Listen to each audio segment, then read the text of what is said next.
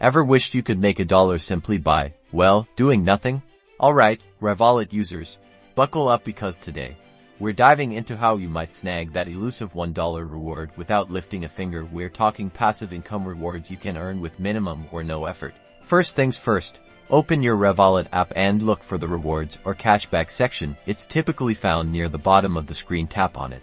Now, let's explore the shuffles feature. Occasionally, Revolut runs promotions where you can simply participate in a shuffle to grab rewards. Check if any shuffles are currently available. Participation can be as simple as tapping and clicking to submit. Keep an eye out for cashback opportunities. Revolut partners with various merchants, and you might automatically get a percentage of your purchase back, often $1 or more, just by using your Revolut card. Remember to always read the conditions for any rewards. Make sure you enable notifications. Revolut often announces new promotions and opportunities through notifications. This is crucial for grabbing those easy rewards before they disappear. Check your settings to ensure push notifications are turned on. And there you have it, your potential path to a free $1.